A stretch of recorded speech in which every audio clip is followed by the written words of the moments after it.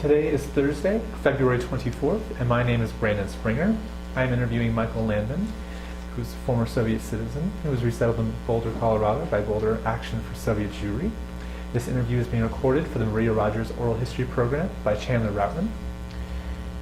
And so, Michael, my first question is, when and where were you born? I was born September 18th, 1952 in Dushanbe, Tajikistan, one of the Central Asian republics of the former Soviet Union. So could you tell me a little bit about your childhood, what you remember of growing up in Dushanbe? Well, I was the first child out of two sons of my family. My dad used to teach physics at the local university, and my mom was a bookkeeper. I went to first elementary school, and then my parents moved to a different part of the city, and my dad sent me to one of the two, I believe, or maybe three special English schools in the city, although we have another school basically around the corner where we used to live, but he thought it would be a good idea for me to advance studying English. And why do you think he thought that? Well, he always thought that education is basically would guarantee a good life for his kids, and being a teacher himself, he basically always forced us to spend a lot of time studying. What did your father teach? Physics. That's what you mentioned, that physics. And so you grew up learning English then? Yeah, like I said, when my parents moved to a different part of the city, I basically was in the 5th grade, and the kids in my class started learning English, I believe, from the 2nd grade, so I had to play some catching up, and I think I did pretty good. And what language were you starting from? We spoke Russian at home when I was in elementary school, because we lived in Tajikistan. It was a law that everyone would have to study Tajik language, so I believe I spent 2 years studying Tajik. And then when I went to that special English school, we didn't have any Tajik language lessons at all, so basically it was Russian and English. And did your parents speak any other languages? My dad spoke Yiddish very well, because he grew up in a family where they all spoke Yiddish. He was born and grew up in Ukraine. So is my mom. And he knew also Hebrew, but he could read and write in Hebrew, but I believe he never spoke it until they moved to Israel in 1990. And did he ever teach you Yiddish? A few words. I remember his cousin would come and visit us. First he lived in Dushanbe, and then I believe he moved to Tashkent, which is the capital of another Central Asian republic, Uzbekistan. And once in a while he would come and visit my dad.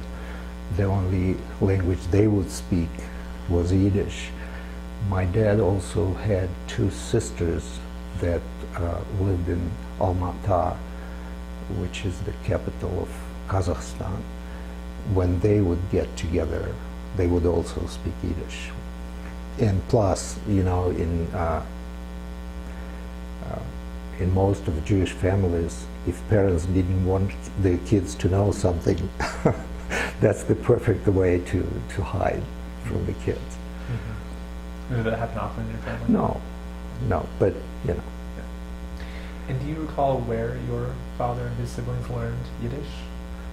Did you ever mention that? Well, at home, like I said, my dad was the last child of pretty big family. I think, if I remember that correctly, he was the either 8th or 9th child in the family. And it was a very religious family. His dad, my grandfather, which I never met because he passed away when my dad was 10 years old.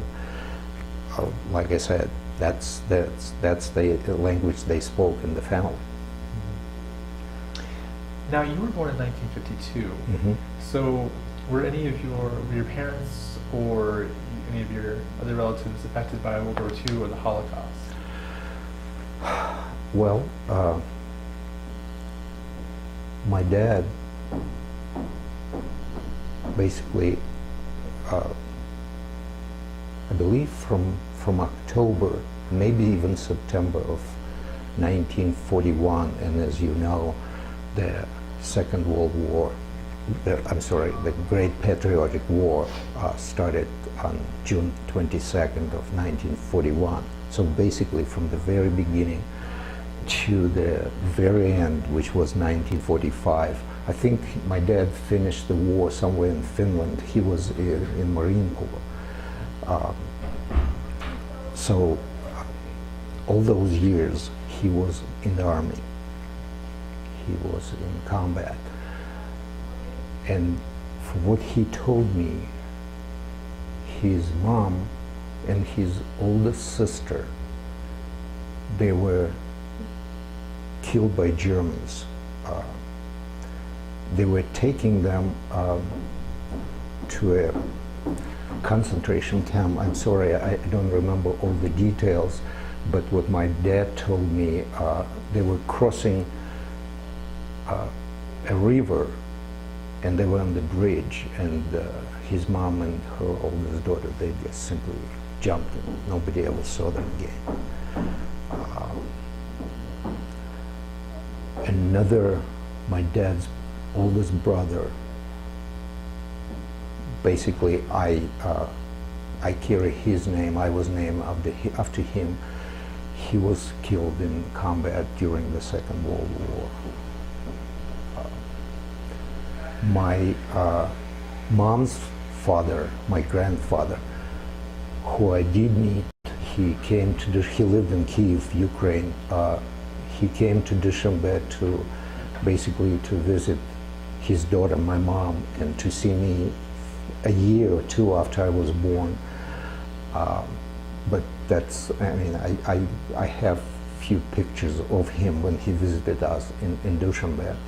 He was also in the army during the Second World War. And I think he finished the war somewhere in Germany. I don't remember exactly where it was, either Berlin or, but that's all I. So your father served in the Red Army. Mm-hmm. And did he talk about that much after the war?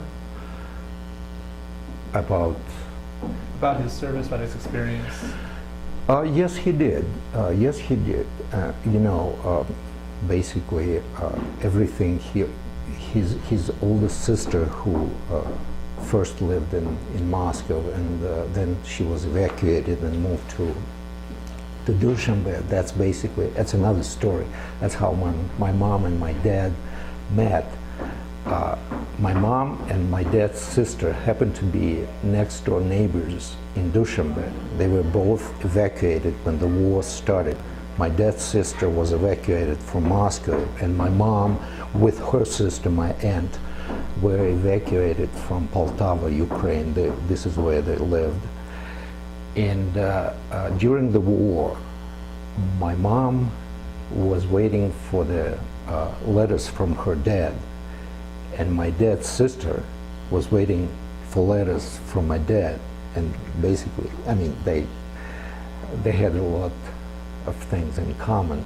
And after the war, when my dad, because him and his older sister were very close, he went to Dushanbe to see her after the war. This is how they met, and they decided to settle there. But, you know, although, like I said, they both were born in Ukraine and spent their childhood there.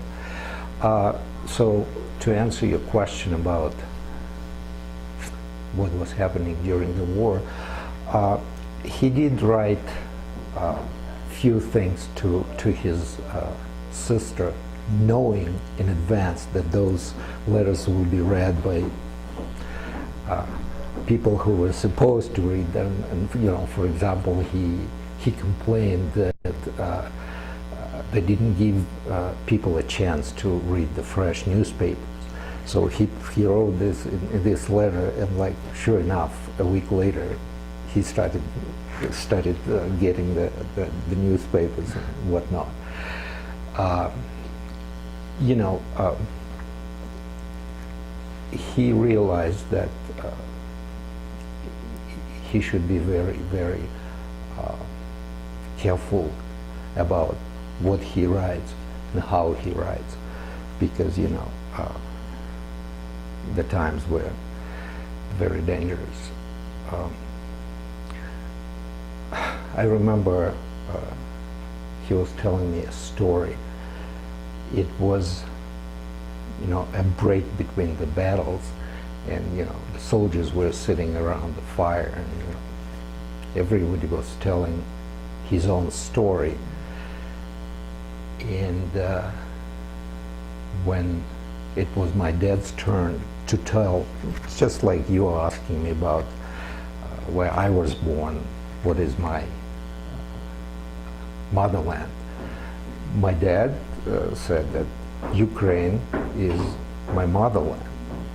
And one of the guys who was sitting right next to him, he said, "No, Landman, this is not your motherland. Ukraine, I mean, you're Jewish.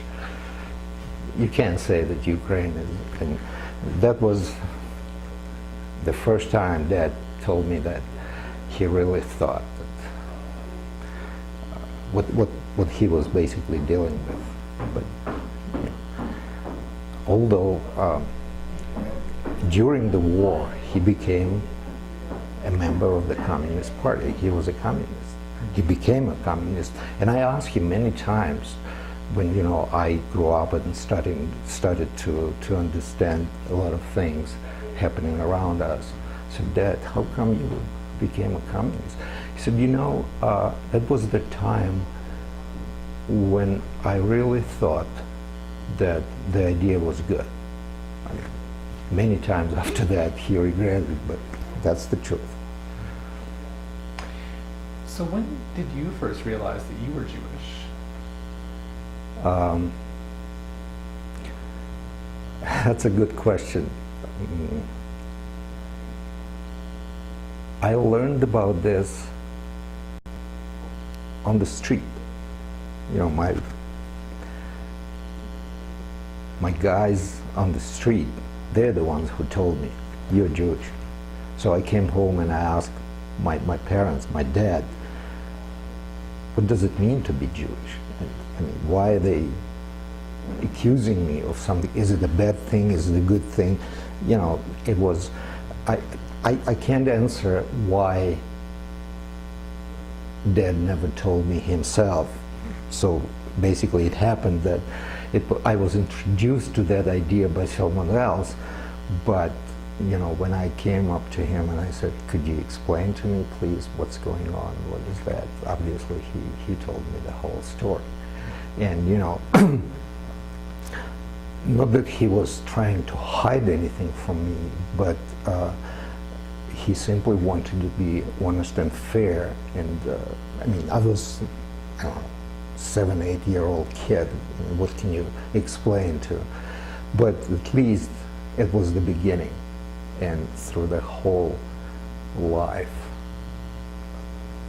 I mean, we did have a lot of discussions about this, because I remember those same guys who told me that I was Jewish, they were telling me that probably your dad and your mom were hiding somewhere in Dushanbe during the war, and when I told them that wasn't true, and I even showed them the medals that my dad got. I mean, I went home and I asked Dad, because I saw a few pictures of him during the war when he had those medals on the chest, so I asked him if I can take them on the street to show the guys basically that I have a proof that they're wrong, they're lying.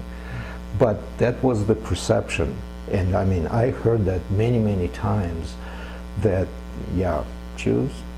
No, they were somewhere in retreat during the war. But, I mean, there are a lot of officially published documents, and I'm sure you're fully aware of that, how many Jewish people participated and, you know, were honored during the years of the Great Patriotic War. So once you learned that you were Jewish, how did you sort of define your Jewishness?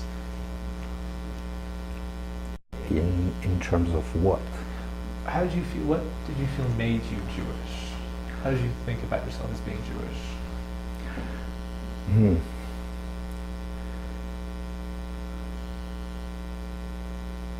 At first, I had to learn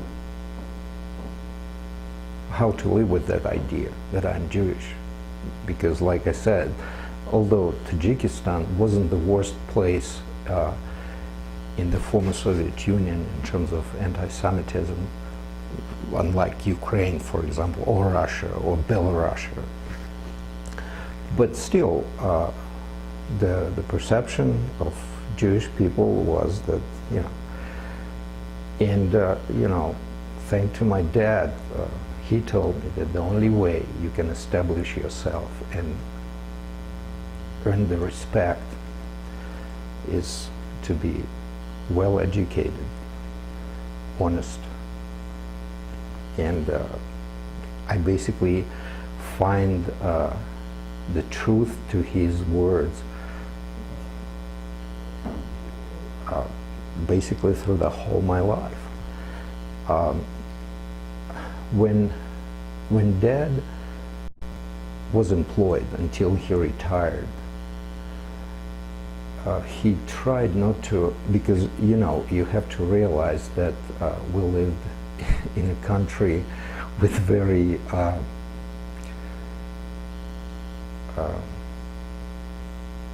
very strange attitude towards different religions, unless you're Christian. Although, I mean, any religion was basically prohibited. So anyway, until Dad retired, we didn't celebrate Jewish holidays at home. But like the first year after he retired, obviously he knew everything about how to celebrate, what to celebrate. I mean, he knew all the prayers by heart. But you know, when he retired, he said, heck with that. We're celebrating all the Jewish holidays, and, you know, for example, for Passover, he was telling us all the stories of how it was all done, all good times.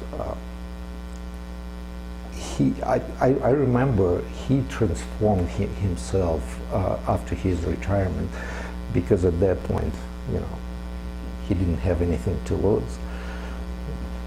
And when was that? Okay, he was born in 1910, so he retired, I believe, in 1970 or 71, something like that. So you were about in your late teens, early 20s?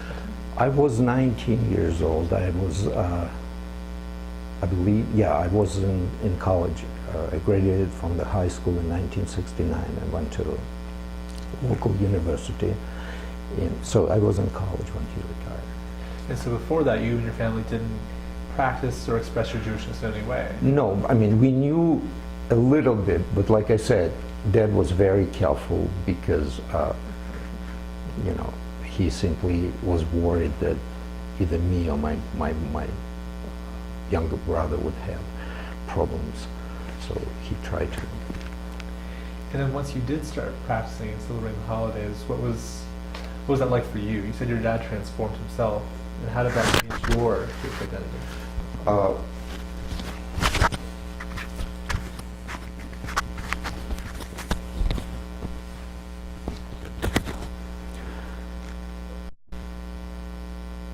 At first, but like I say, when Dad was telling a story about Jewish religion, Jewish holidays, at first it was somewhat strange because those holidays were completely different from what we used to celebrate in the Soviet Union. The biggest holiday of the year was obviously New Year's Eve, unlike, for example, Christmas here. But that was the biggest family holiday, or May 1st, May 9th, Victory Day, the Great October Social Revolution was another big national holiday.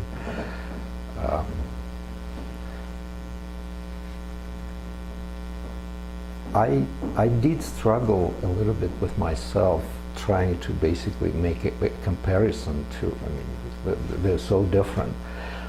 And I remember one day Dad told me, listen, those holidays, like, for example, November 7th, the day of October Revolution, it was 50, 60 years old, although Jewish holidays were thousands of years old. So you can see the difference in the history and what would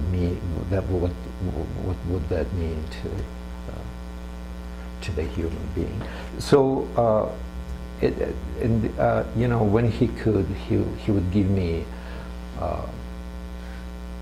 something to read. For example, I forgot how, but he obtained several pieces of Jewish encyclopedia, and that was very interesting. And he was basically showing me some articles about the famous Jewish people, philosophers, writers. So that's how I learned, piece by piece. And you mentioned that you started having Passover Seders. Tell me what it was like celebrating Passover in the Soviet Union.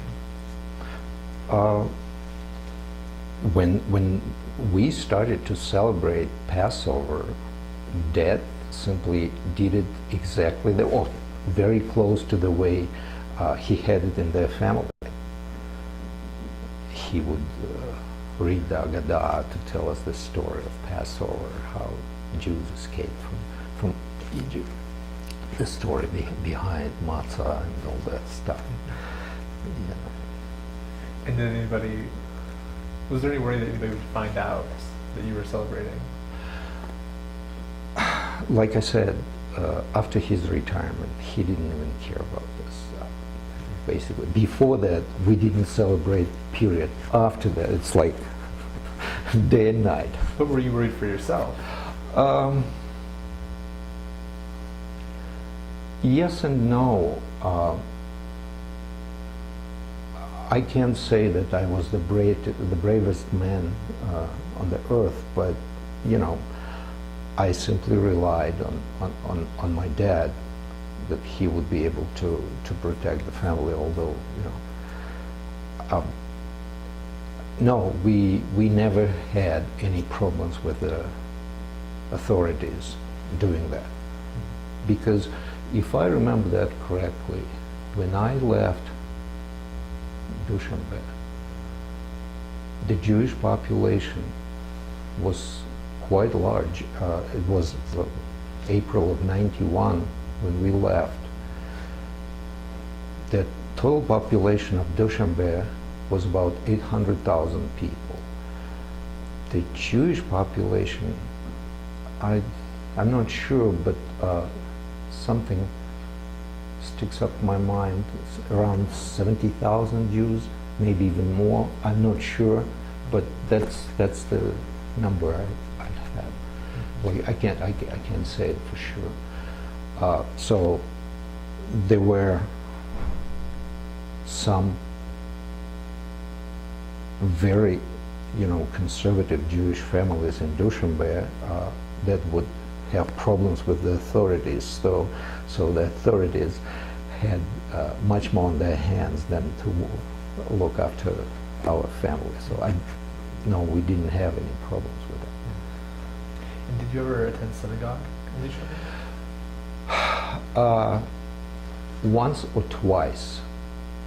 And the reason for that, I'm sure you know that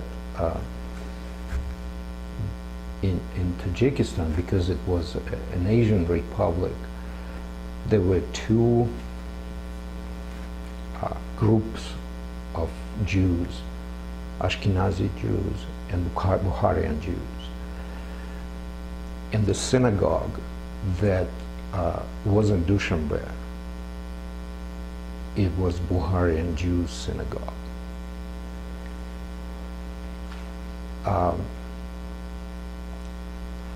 Ashkenazi Jews, besides Russian, if they would speak any other language, that would be Yiddish.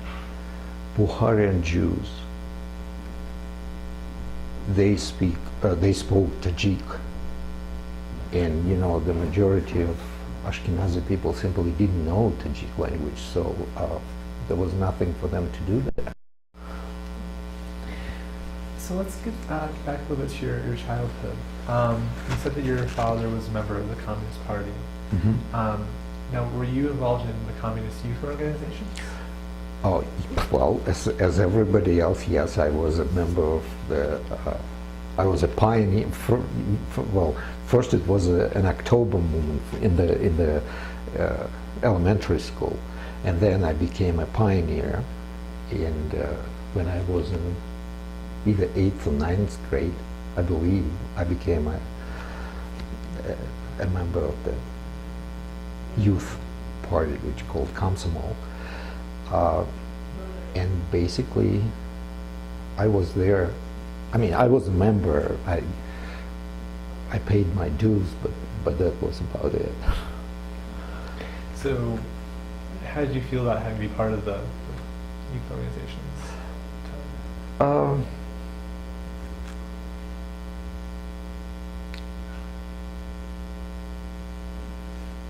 It was a very common thing. I mean, I know few people that basically they refused to become a member of that youth party when they were in high school or in college. Like I say, I can't call myself a bravest man in the world, but as long as it didn't make me feel bad about myself. I mean, everybody was doing this, so,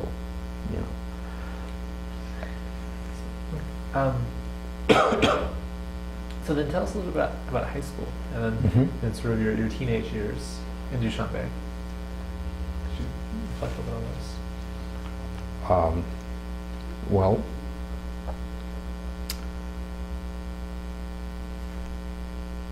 I was an average student. I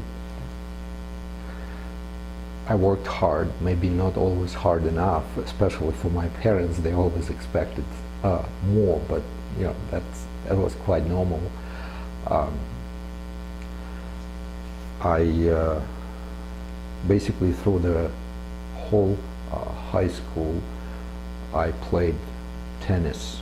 I was a pretty good player.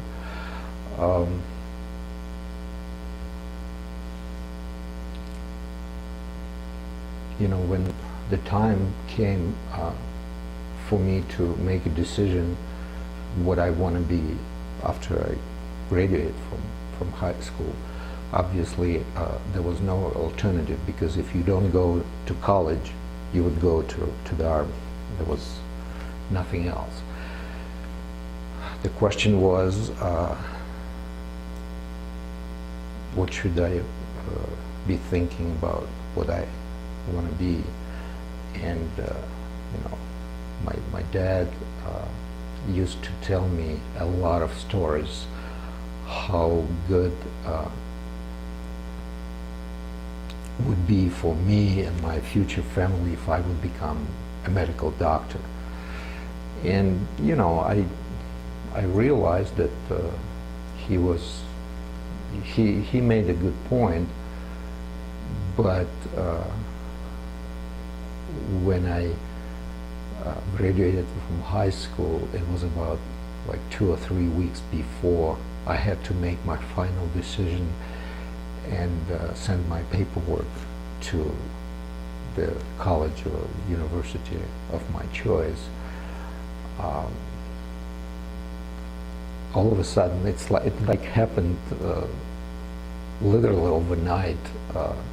So my dad asked me one last time, so did you make up your mind? Is it a medical school? And I said no. He was shocked. He was shocked, but he respected my my choice, and he basically very carefully asked me, so what is your decision? What do you want to be? And first I decided to become a computer engineer. He did meet with one of his former students who happened to be a head of the computer science department of one of our colleges in Dushanbe, and he said to my dad that it's a very good field. It has a very bright future, but not in Dushanbe. Remember, it was late 60s. We simply didn't have any equipment, computers and whatnot. So he said he didn't think it would be a good idea. So to make the long story short, I told my dad that I would go to our local university and I want to study physics. He said, no way. But you know, I did it my way, and I never regretted about this. Yeah, I did follow the steps of my dad. So you went to college for physics, Mm-hmm. and tell us about your college years. Right, I think you go to college. Once again, at least the first 3 years, basically, I would spend almost all the time studying, either at home or at the library. I was lucky that Dad, he had a very good library of books and physics and math at home, so I didn't need, and you know, some of the books we had at home you couldn't even get at the local library, so I was lucky to have it. And plus, you know, it would save me a lot of time. But anyway, yeah, a lot of studying. I remember when I was in college, my English teacher, it didn't take her long to realize that I had very good background, and she also, just like my dad, told me, hey, are you willing to work extra time just for me? I don't want you to lose that background that you obtained when you were in high school. I mean, I want you to keep your English. One day you will realize you might need it. And she was quite right. You know, after I graduated from college and started working, you know, my specialty is laser physics. You know, 99% of articles that I had to read were all in English, so it really helped, really helped. You know, although I still think that when I graduated from high school, my English was quite better than it is now. uh, you know, nothing special I could tell about my college years, except when I started working on my diploma, I went to Moscow and I spent a year and a half at Moscow State University. That was an eye-opening for me in many cases. First of all, that was basically for me the first time opportunity to live outside my parents' house by myself. So I had to learn a lot of things, you know, basically how to take care of myself. Plus, Moscow State University is not the same as State University in Dushanbe, although we did have few very good professors as well. But in general, I mean, the whole atmosphere, I remember when I came to Boulder, the first thing I did when we came to see you, I mean, that was the very similar feeling when I walked through the campus of Moscow State University. I mean, it's a special atmosphere. You can't compare it with anything else. I mean, you being a college graduate here, you should understand what I mean. It was good. It was good, and you know, even now, after almost 35 years after I graduated, you know, I remember all those days, months and years that I spent in Moscow. And you know, after I graduated and I started working in Dushanbe, the building of our institute was being built. It wasn't ready. So we spent another year, maybe year and a half, working in Moscow. And you know, so that was basically added to all those impressions about the university, the city of Moscow. I used to love it. I mean, there is a lot of history. Dushanbe didn't have a lot of history. I mean, it used to be a very small settlement in the valley. I mean, Dushanbe in Russian means, or in English, I'm sorry, means Monday. That's what Dushanbe is. And the reason for that name, they used to have, every Monday, they used to have farmers market. This is how it obtained its name. But anyway, there was a lot of history behind the city, unlike, for example, Samarkand or Bukhara in Uzbekistan. Although, if you know the history, Samarkand and Bukhara, I mean, there is a continuing argument between those countries. Who do those cities belong to? Tajikistan or Uzbekistan, but that's a whole another story. Anyway, you know, that's why I liked Moscow a lot, because there was a lot of history, and plus those years, compared to Dushanbe, I mean, you could buy almost anything in Moscow. I mean, it was a center of, you know, science and culture, and everything was at city number one in the whole country. So yeah, that's. So you graduated college, Mm-hmm. and then you started working as a physicist. I was hired. Basically, I got the job while I was still in college with the Academy of Sciences of Tajikistan, and there was and I believe there still is, Physical Technical Institute of the Academy of Sciences, and I got a job with the institute. I basically there was only one place in the former Soviet Union that I ever worked for before I left. I graduated from college in '74. I left the country in '91, and I resigned a few months before we left. I don't remember exactly, but I think it was like January, February of '91. I worked until the very last day, basically. Now, when did you decide to leave? When did you start thinking about that? There were several moments in our life when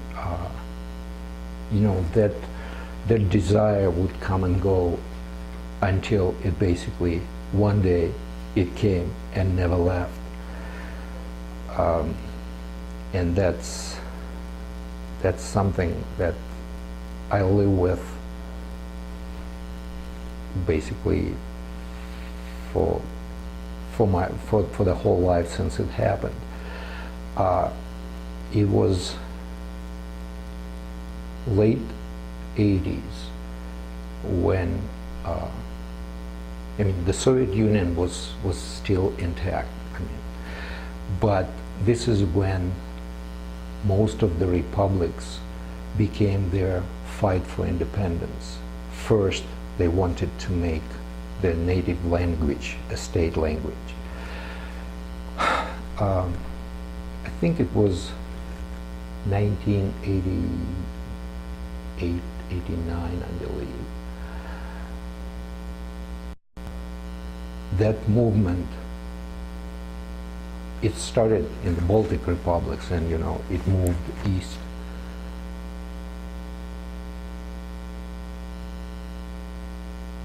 There was an unrest in Dushanbe.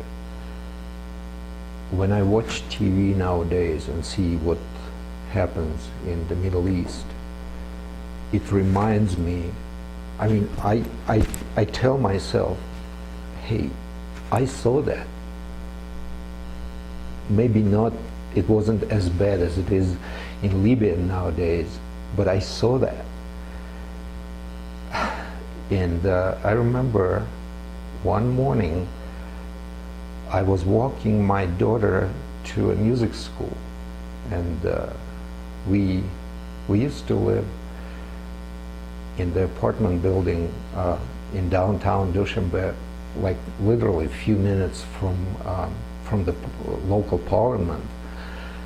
And I was so I was walking with my daughter, and I was thinking about work and something else. And all of a sudden, and she was 7 or 8-year-old kid, and she goes, "Dad, is there going to be fireworks tonight?"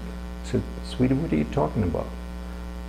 And she says, "Look," and then I looked around on every corner, and like I said, because it was very close to main buildings in Dushanbe, the parliament, the central committee, on every corner there was either the tank or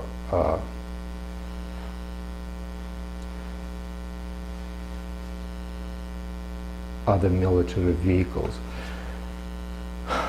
And I looked around, and I looked at my daughter, and I go, this is it.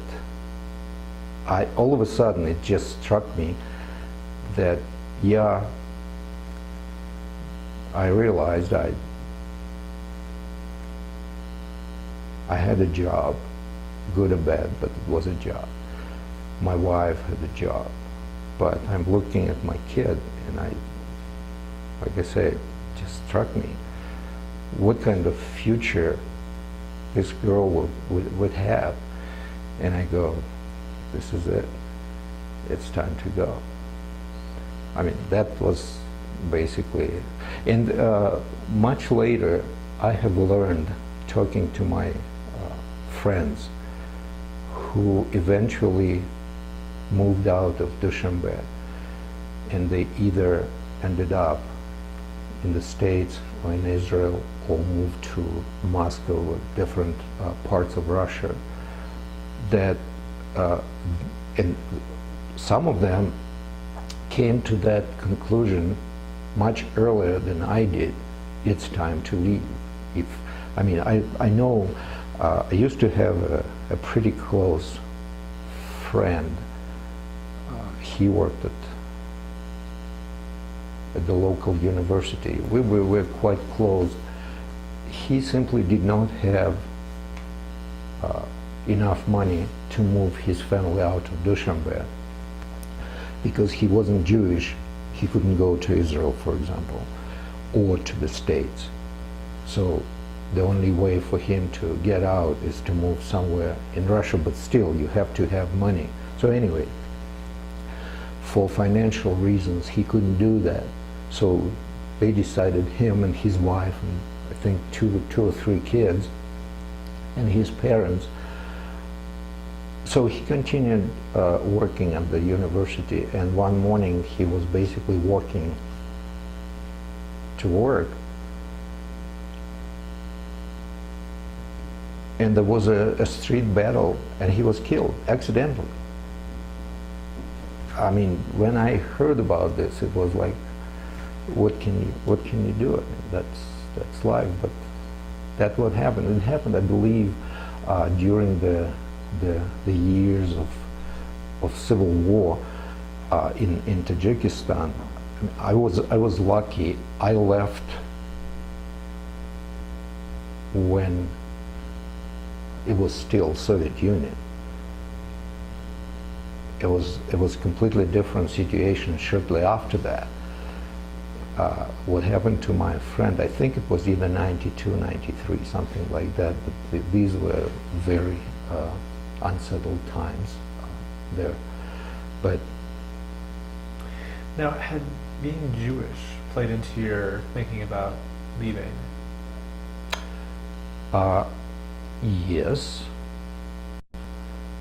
Although, like I said, I cannot claim that I personally had any problems with my life being Jewish. Unlike, for example, my brother, my younger brother, he had a lot of troubles, but that's a different story.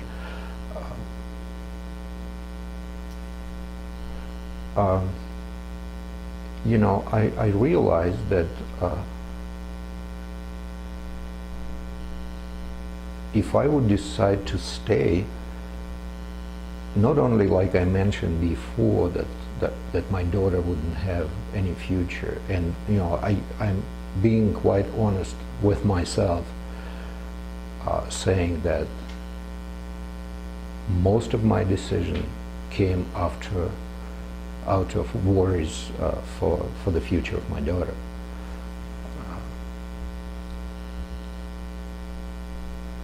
I could go to Israel. It would be much faster, not as hard as I mean, it took me several years of hard work. It wasn't easy. When I came to Boulder and I told my story, one of my American friends, and he said, "Mike, you should start writing a book. It's quite a story, but that's a whole another story." It wasn't easy for many different reasons.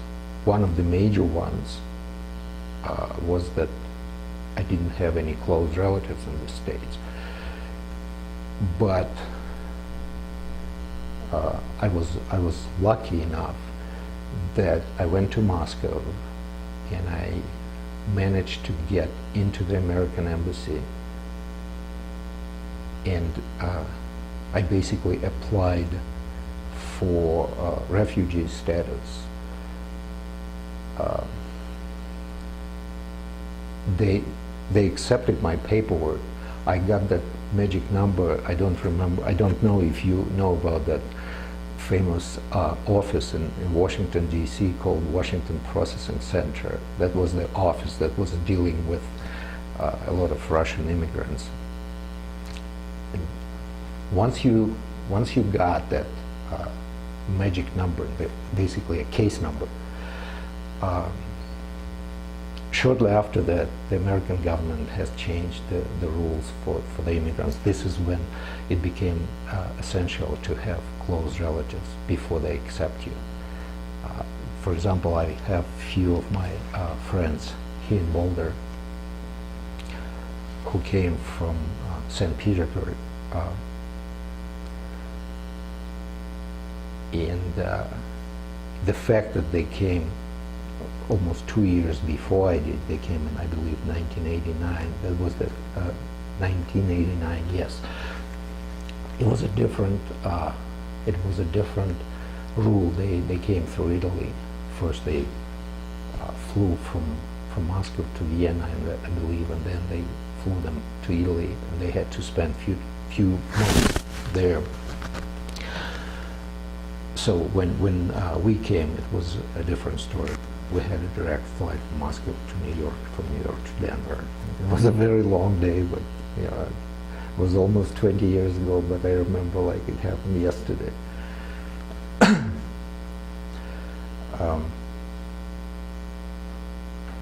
And so, yes.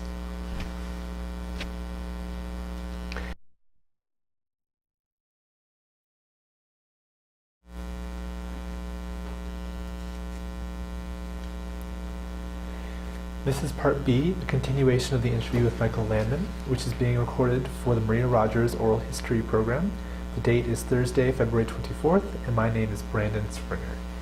So Michael, tell me a little bit about the process of applying to leave and then how it is you came to be in the States.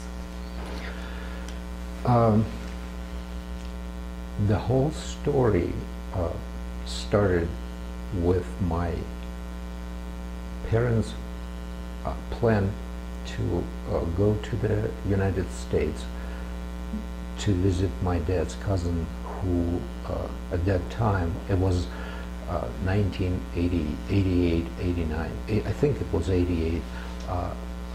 At that time he was living in New York. He left the Soviet Union when President Nixon first time came to Moscow to meet with Soviet leaders. And I remember Dad was telling me how it all happened. Before President Nixon came to the Soviet Union, KGB used to call all the people who suspected might be troublemakers. So he suggested for my dad's cousin, why don't you leave? And they basically gave him like few days. So to make the long story short, he left Tashkent, where he lived, and went to Israel. He lived there for, I think, 6 or 7 months, and then he moved to New York. So anyway, he lived in New York, and one day he sent an invitation to my parents, my dad and my mom, to come and visit him. I did everything I could, and I asked for help from some of my friends who could help with plane tickets and whatnot. Went to Moscow with my parents. We went to American Embassy to get them a tourist visa, so they were ready to fly. And we were sitting in the dining room. They were staying with my mom's sister, who lived in Moscow, and all of a sudden we realized that Dad was falling sick, so we called an ambulance, and they immediately took him to the hospital. He eventually spent the whole month. He got out okay, but obviously they couldn't go. And before I left Moscow, I had to go back toward Dushanbe. I asked my dad, I said, when you will be talking to your cousin, ask him to send an invitation. Maybe I'll be more lucky than you, for me and my family, my wife and my daughter, so we can go and visit him. And I left. And a few days later, when I was talking to my dad on the phone, and I asked him, "Dad, did you have a chance to?" He said, "Yes, I did everything you asked me." So that was it. I mean, a few months went by, nothing happened. But I realized it wasn't an easy process. But anyway, one day I came back from work, and I was checking my mailbox, and sure enough, there's a large yellow envelope with a lot of stamps with American flag. I mean, I immediately realized that was it. So sure enough, I opened it up, and there was an invitation, but not to visit, but to move for good. I go, well, that's good, but what was I supposed to do with that paperwork? I had no idea.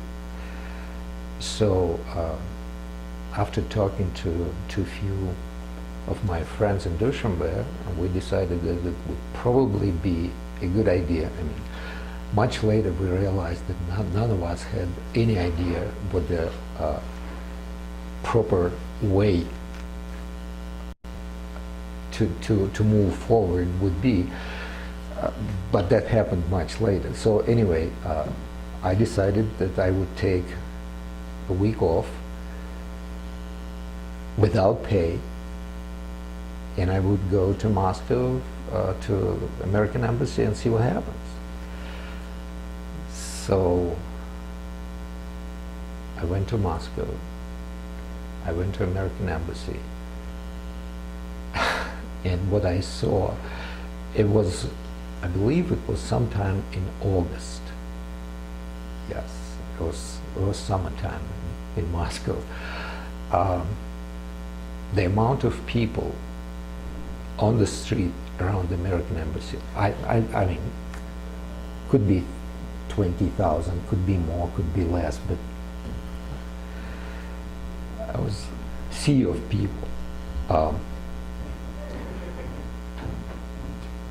You know, I looked around, and I mean, I immediately realized that there's no way I can get in. Sure enough, like in 10-15 minutes after I got there, a guy approached me with a question. I mean, he was very polite. "Do you want to get in?" I said, "Yes." "I can help you." I said, "That would be great. You realize it won't be free." I said, "Sure. How much?"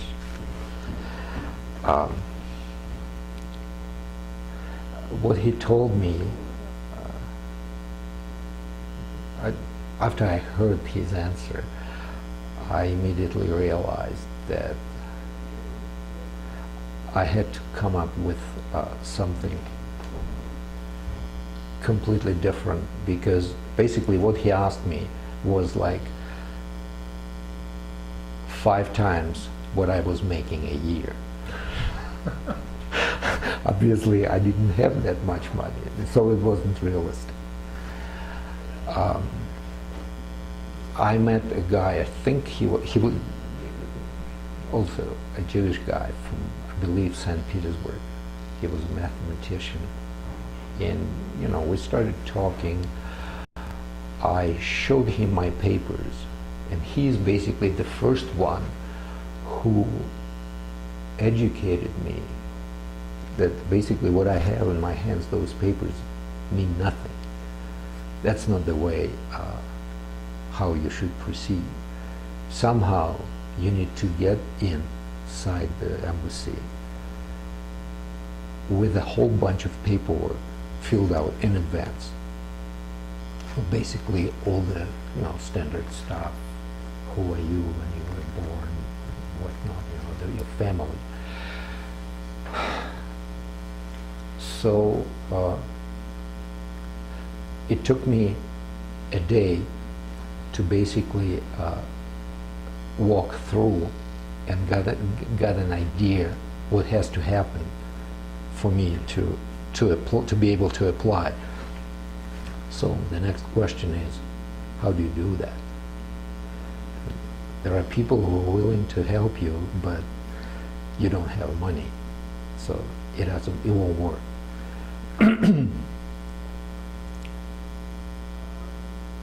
Like I said, I took a week off, and because there was nobody there who could help me, I told myself, it's entirely up to you how you make it happen. I spent there basically a whole week. I would never leave, maybe for a couple hours to get something to eat. I didn't go to, I was staying with my aunt. The American embassy was guarded by Soviet police, and all of those guys, young kids, they all knew me by my name. All of them knew my story, that I came from Dushanbe, that I have a week to make it happen. So one night, it was like when everybody left, and I was basically the only person outside the embassy. One guy came up to me and he said, "Michael, listen to me. Tomorrow morning, we got an order. We're going to change the rules how people will be allowed inside the embassy. You must be at that place," and he showed me that corner. And he said, "At that time." I mean, not before, not after, but this is, you have a chance. So the next morning, that guy from St. Petersburg showed up, and I told him what I heard last night. We got in, not just me and this guy. We brought with us almost 80 people. Nobody paid a penny. I mean, you can only imagine how much money those guys lost that day. We got in, and I waited until a young girl called me to the window where I had to basically give her my paperwork. And the first question she asked me, "Sir, how much did you pay to get in?" They knew that. They couldn't do anything about this because, once you're outside of the embassy, that's Russian territory. That's I go, "I paid nothing." She says, "I'm sorry, but I have a hard time to believe you."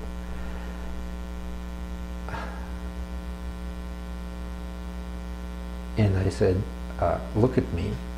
I mean, obviously, I didn't shave. I didn't take a shower for almost a week." I said,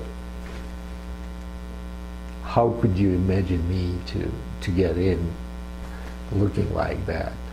So anyway, somehow, either tone of my voice, and obviously she spoke perfect Russian, but I was talking to her in English.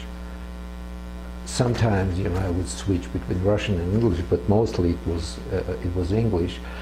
And somehow she believed me, and she said, "Okay, I'm taking your package, and this is the number."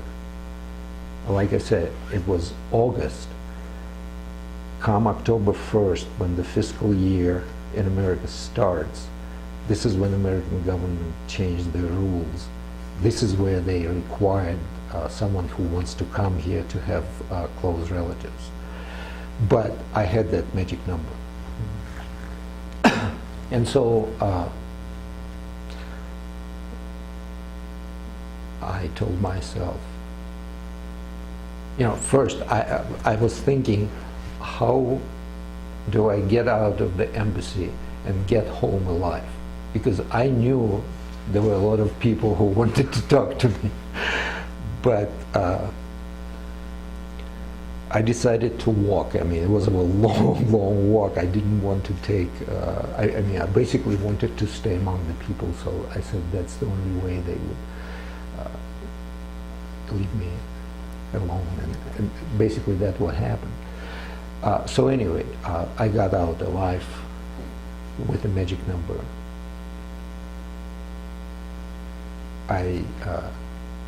The next day or the day after, I flew back to Dushanbe, came home, started thinking, what's next? I mean, okay, well, I applied.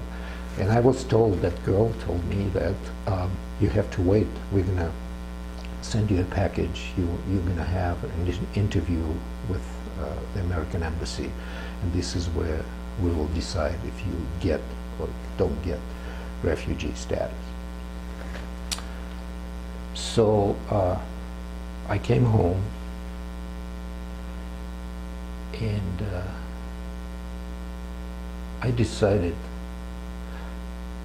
to take some use of that invitation that I got from my dad's cousin.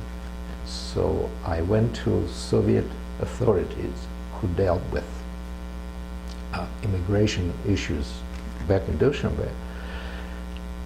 And based on that invitation, I filled out the paperwork applying for the permission from the Soviet government to leave Soviet Union to go to the United States. And they looked at my invitation. They couldn't find anything wrong with it, so they accepted my paperwork. But after spending a week in Moscow, I was very well educated. That's at least what I thought of myself. I said, you guys don't know what you're doing. It's not going to work. But what I thought will happen actually did happen. In a few months, they said, no, you can't go to America. And the reason for that, they basically refused me. And I said, what's the reason? This is the cousin of your dad, so he's not your close relative. The answer is no. I said, fine. I mean, I knew what's going to happen, but I also knew that I need to move forward and basically force them to give me that refusal in writing. So I would become refusing. Well, that wasn't easy. It took several months, although the head of this department, we lived in the same apartment building. We were neighbors. Every night we would walk together. I mean, I with my daughter, and she had a young son. And you know, we basically not just next door neighbors, we were friends. But as long as she was at work, and I didn't complain, but I would make an appointment to meet with her religiously every Saturday for several months. And she would say, no, I'm not going to give you the refusal in writing. Until one day she said, okay, I'm sick and tired of you. Here it is.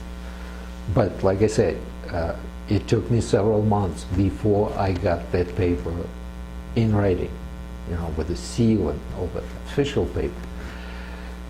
So what I did after that, I made a copy of it and I sent it to my sister-in-law, who lived and lives in England. She married a British guy in 1980, and she left Dushanbe in 1981. So anyway, once she's got the copy of that refusal, I don't know exactly who she handed it to, but anyway, people who dealt with Soviets who wanted to move out. That's how they became aware of my family. At that point, I thought, okay, I've done my part. Let's see what happens next. Another few months went by. One evening, I got a call from a lady who I used to go to high school together. We were in the same class. And she says, hey, I have a guy here, a young kid, American kid. He came with a list of people that they think want to move out. And I saw your name there. Would you like to meet with him? I said, sure. He said, well, take a cab, come, here's my address. So I came to her place, and I see a guy, a young kid, like 18, 19 years old. I introduced myself, he introduced himself. You know, I told him about myself, my family, this and that, why I think it is very important for me to move out. Anyway, it wasn't a very lengthy meeting, but still. After all, he says, well, I'm sure you understand that I'm a powerless person, but my mom is an immigration attorney here in the States. And one thing I promise I do for sure, first thing I come home, I will tell my mom your story. He made a few notes, you know, I left him my address, home, phone number. And he left. Another several months went by. Same scenario. Come home after work, check my mailbox. There's an envelope with foreign stamps. I opened it up, started reading, and it took me a while before I realized who was writing to me, because it was completely unexpected. I mean, I realized I don't know this person. It was a lady. And all of a sudden, it just clicked. That's her. Her name is Helene Schwartz. She basically wrote me about herself, about her family, her husband, her 2 sons, and asked me to provide her with similar information to write her about myself, my work, my wife, my daughter, and whatnot. This is how we started, you know, writing to each other. And in those letters, I told you in more details what happened to me, how I managed to apply for the refugee status at the American Embassy. And finally, she says, I'm going to help you. So she was working, basically moving forward my paperwork at Washington Processing Center. One day, we got a package from the embassy. We got an interview. We got refugee status. And at that point, we needed someone in the States who would basically take us.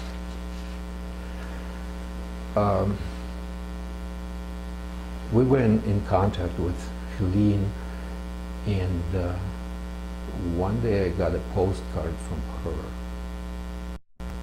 And she says, I will be in Moscow. I believe it was February of '91. There was the first time there was an international Jewish Congress in Moscow. And she said, I will be there. I really, really want you to come. I want to meet with you. I want your help. Please come. So I went to Moscow. We spent, I think, a week, maybe even 10 days in Moscow. And I remember, I mean, obviously she knew everything about what was going on with my paperwork. She knew that I got refugee status and everything else. And we were, it's a cold day in Moscow, very freezing. She says, she didn't call me Michael, she called me Misha. That's the Russian. She goes, Misha, I realize you're expecting to hear something from me that, you know, I would be the one who would basically sponsor you. But please understand one thing. I live in a very small town, upstate New York. You, with your experience in laser physics, you won't be able to do anything in that village because, I mean, there is no laser industry. But I have a friend, very close friend, who is also an immigration attorney. His name is Bill Cohen. He lives in Boulder, Colorado. He knows everything about you and your family as well as I do. Because every time I would talk to you, I get a letter from you, he would know about this within the next few minutes. So please take my words. And he's ready to take it.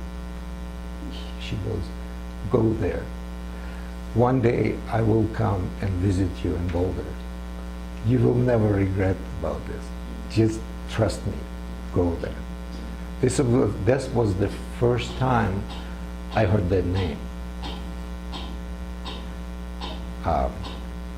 Well, I guess the rest of it is history. To Boulder. Yeah. And when did you end up officially leaving? I came to Boulder April 27th, 1991. And can you tell us, what was your last night in the Soviet Union like? We were staying with a friend of mine in Moscow. We used to work together. We were very close. I mean, we traveled, we spent vacation together. We went out, had nice dinner. You know, everybody was very excited. And a friend of mine, he's also a physicist. He went to the States.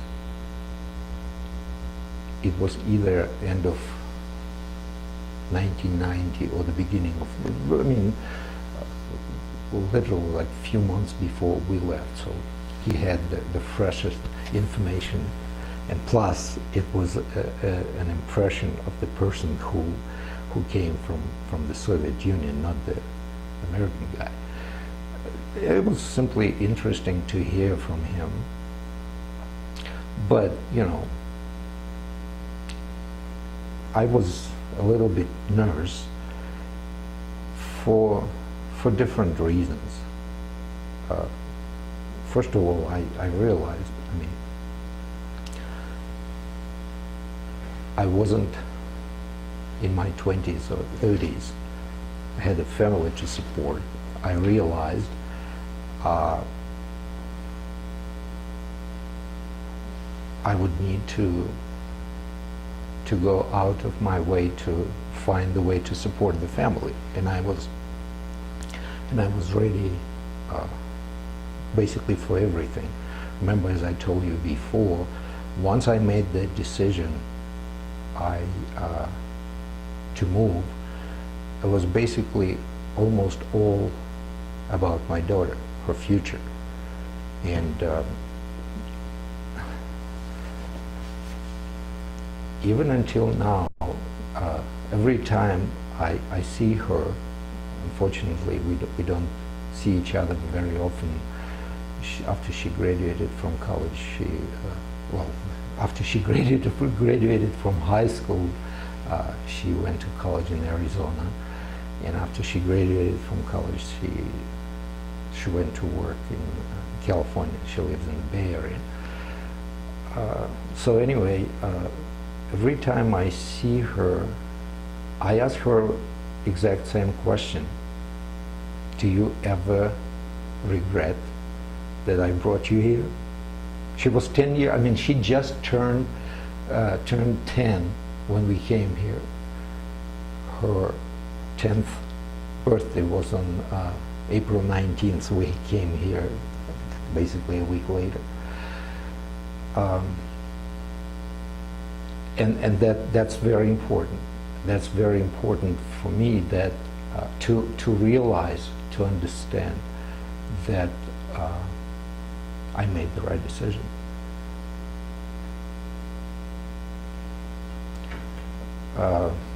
We had to be at the airport. Back then, it was the only international airport in Moscow, Sheremetyevo.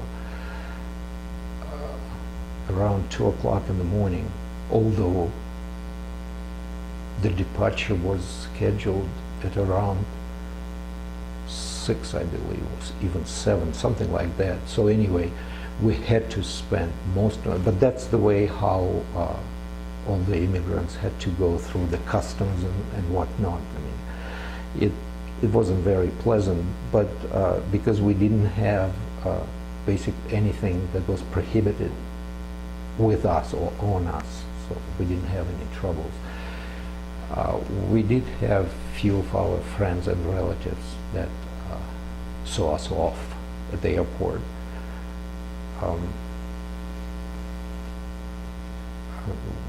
I saw the jumper landed that came from New York, and a few hours later we were on the board on the way to New York, and we came to New York. We had to change the planes. I think we had to go through some proceeding with paperwork through a local Jewish organization. What's the name of it? Nayana, I think, something like this. And so finally we landed in Denver, and Bill and Sarah Jane and a few other people. Some of them were Americans, some of them were Russians, and one of them were that lady that I told you about. Basically, the whole story started. Her older sister still lives in Boulder. They moved out. I think they moved to Cleveland. I don't know if they're still there or not. But anyway, that's how we ended up in Boulder. And so when you step off the plane in Colorado, Bill and Sarah Jane were there, and what happened then? Well, we got our luggage, not all of it. Few bags were missing. But anyway, it was a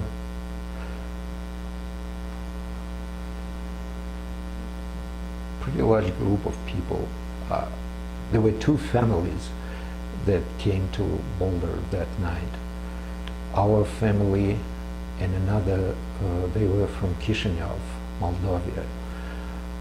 So anyway, they brought us to Boulder.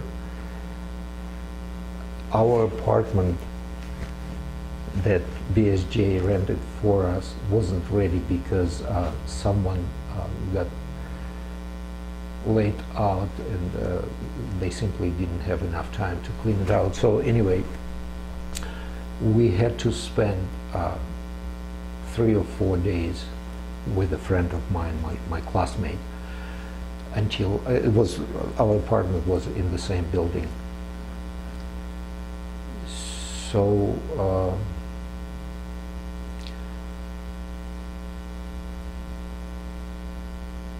we settled down.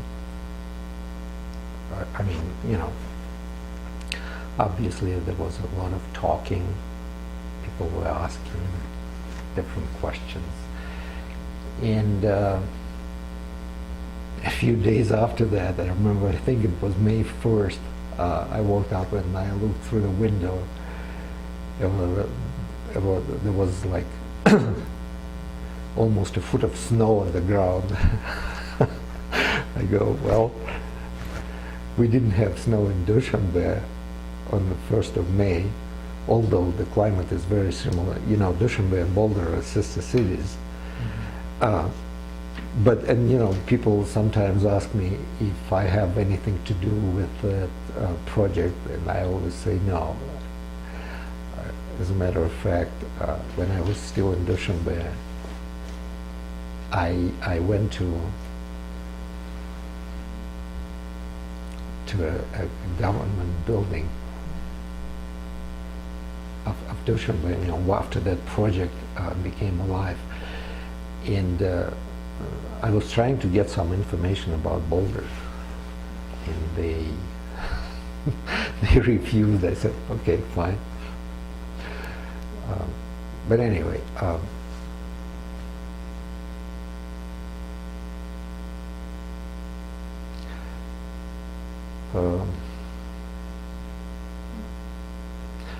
so shortly after that,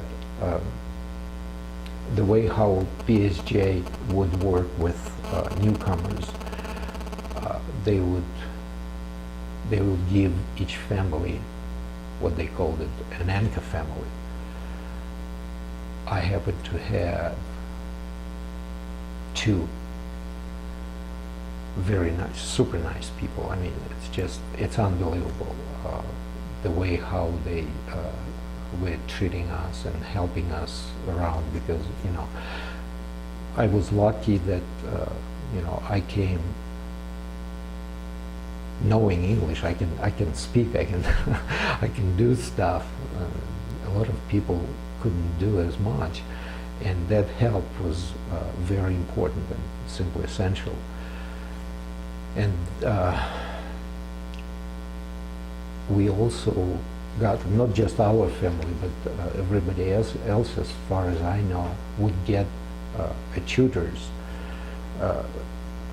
people who would help you to learn English. On top of that, there were several classes of English that became available to us. One of them was here at CU. Another one was, I believe, somewhere in South Boulder. What's the name of that place? Paddock School, I think. So anyway, we were treated, words fail me to express how I felt about this. I realized we were strangers, but on the other hand, you know, they were those people that were surrounding us, Bill and Sarah Jane and Barbara Gould, and several others, like I say, including my anchor families and tutors, James Sherman and Carolyn. James was helping me, and his wife was working with my wife. You know, my daughter went to school.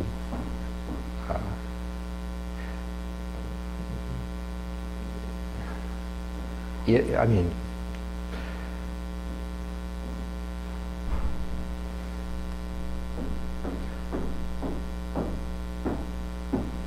to tell you the truth, I never, it's been almost 20 years to the day.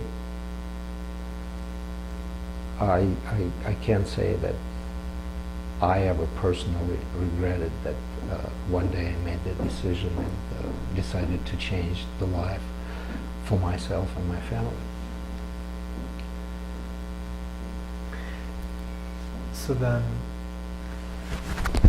how quickly did you find employment when you came?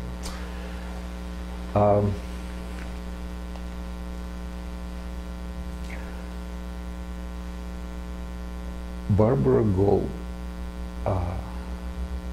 is the one who sent me basically an information out of the Daily Camera, the classified section,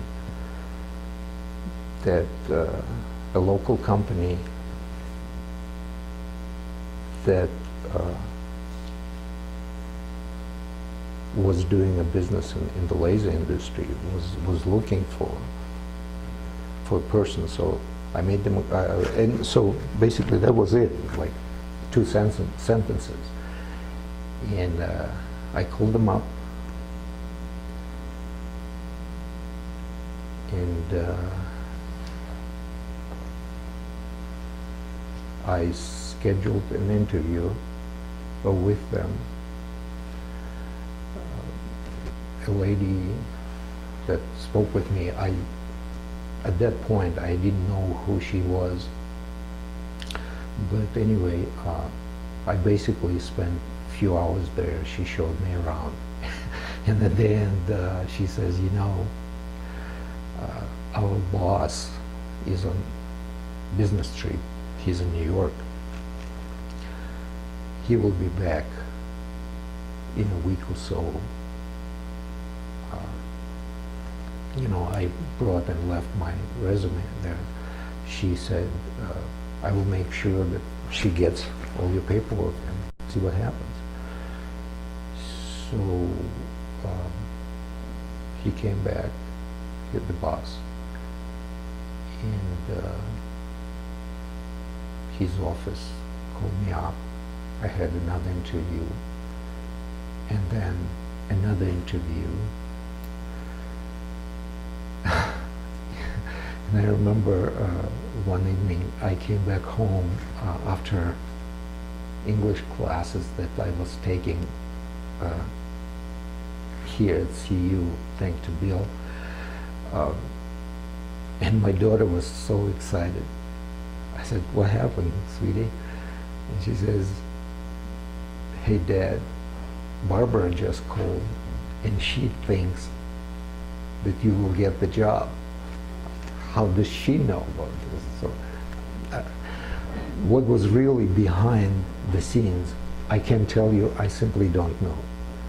But after 3 interviews, I got the job.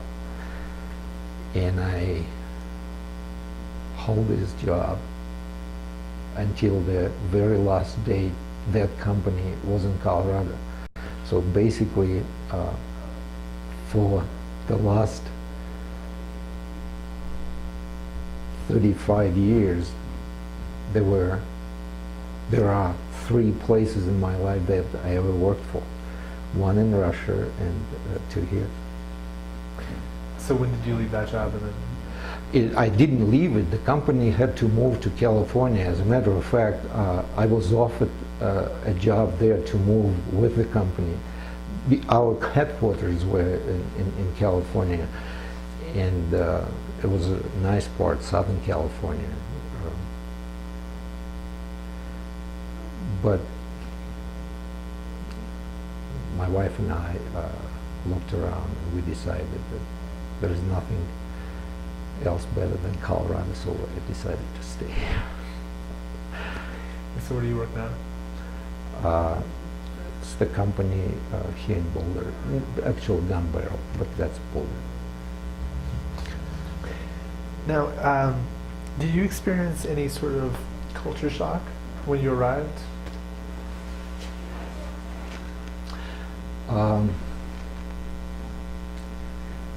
I hear that question. You're not the first one who asks me that question.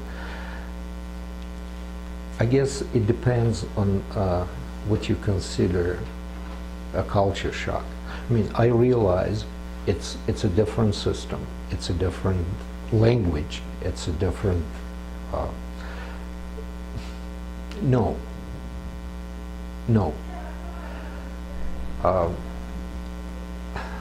I used to say that to some of the people I know, and I'm being completely honest when I say those words. I realize that I will probably remain an immigrant here for the rest of my life, but that's not why I am here. I want my daughter, and I was trying to do everything I possibly could to help her to adjust, to basically come out of that situation and become a real. And I mean, when she speaks English, she doesn't have any accent. She's an American girl. What can I say? I mean, I cannot call her a kid anymore, but although I do, she gets upset sometimes. She will remain a kid for me. That's quite normal. But yeah, I think that part I succeeded, and you know. Every time we get together with our friends, you know, to celebrate either birthday or, you know, a holiday, or just simply a get-together party, there was always a toast that we never forget. We always toast to this country, always, and that's not a game. I mean, that's how we really think. That's how we really feel. And we are being very generous about that. Now, you said that you think that you will remain an immigrant for long. Do you feel like an immigrant still? No. Well, maybe, like I say, maybe I didn't use the right words for that. But mostly, you know, by my nature, I've always been a perfectionist. Good enough is never good for me. And, you know, I get very upset every time, for example, I don't know what the right word to use. I get upset with myself, mostly. I mean, that means I didn't work hard enough to improve my English. I mean, that's basically the bottom line. No,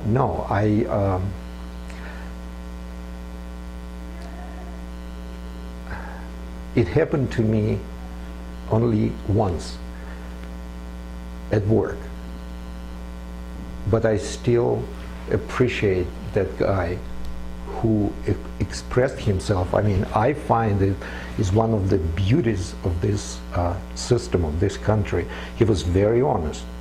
He was very upset with me, but he basically said exactly what he felt, that you came here talking to me, and you taking a job that American could have.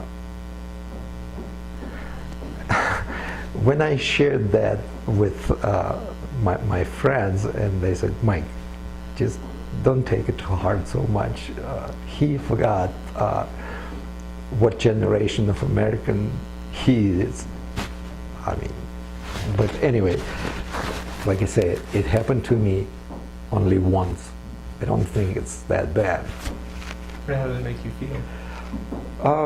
Like I say, the fact that the guy was honest and he said exactly what he meant, to me, that was always very important, because, you know, living in the Soviet Union, you had to think twice before you say something.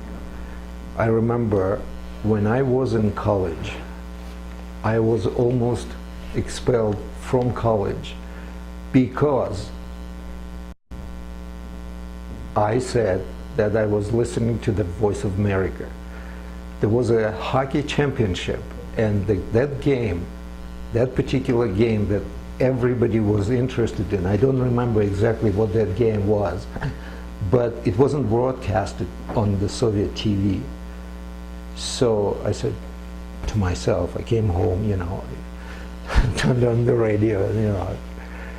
Anyway, the next morning, I came to the classroom and I told my friends, I said, okay, this is the result. And they say, how did you know? I was honest. Like always, I said, I listened to the Voice of America. It almost put me in trouble. And so now you have your citizenship, right? Yes. What was that experience? How did that experience feel? Well, it's been a while since I got it. I got it in '96. Yes, it was May of '96. Speaking about that day, it was actually the very next day at work, because what happened at INS office in Denver, there was nothing special, unlike what they show on TV when that event takes place in the cities like New York or Washington, D.C. There was nothing exciting about this. But the next day, when I came to work, and what the whole company did for me, that was, I mean, I will never forget that. I got a baseball bat with my name engraved on it, saying Mikhail Landman, American citizen, May 12th, 1996. I got a baseball with everybody signed on it. I got several American flags. I still have them. I still have them. I mean, that's something that you know, I would never forget. So, my last couple questions. How did you encounter the Jewish community in Boulder?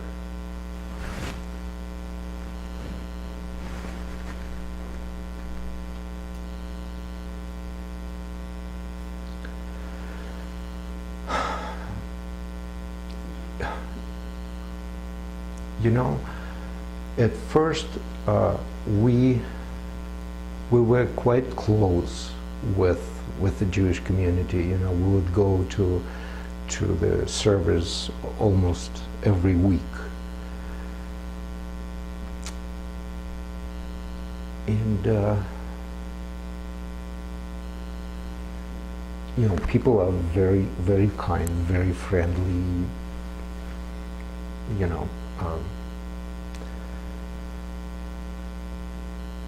But especially after we moved out of Boulder, I mean, we used to live a few blocks from here on Arapaha, and 7th and Arapaha. So it was, living in Boulder was one thing, but we moved out, although it's not that far, it's only, what, 20-25 minutes. And when we bought the house, we missed Boulder a lot. But then, you know, the routine around the house, the work, this and that. And I blame it solely on myself. I mean, I'm not trying to find anyone else to blame, but somehow, and I don't think there is nothing to be proud of that we basically distanced ourselves from it. At some point, we were talking with my wife about this, thinking that at some point we need to get back to where it was once. But you know, during those days when we were somewhat active in the local Jewish community, you know, I remember taking my daughter to Sunday school.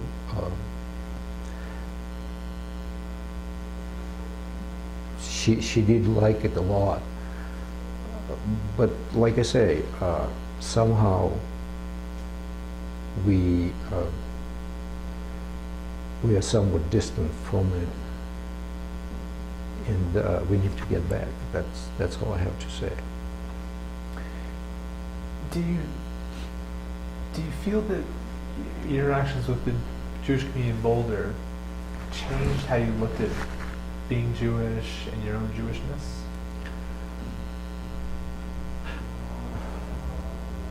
Not so much, because remember,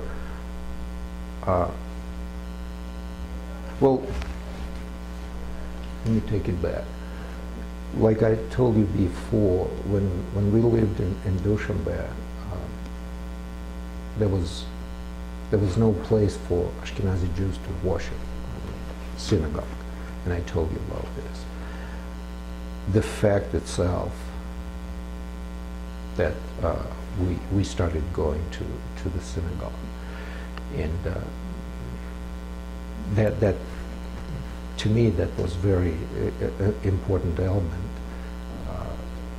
You know, I was very interested when I went to Israel the first time to visit my parents, and I went to synagogues there. I mean, I tried to notice the difference, especially, you know, it's somewhat different than it is in Israel, but still, I mean, Judaism is Judaism.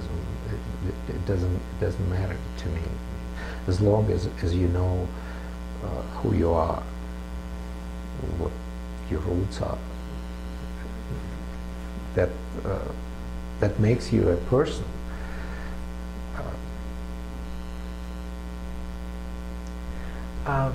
That's all I have. Is there anything we didn't talk about that I didn't bring up that you'd like to talk about? Any other stories you'd like to relate? I think I mean, it's been... Then, thank you very much. Thank you. Thank you.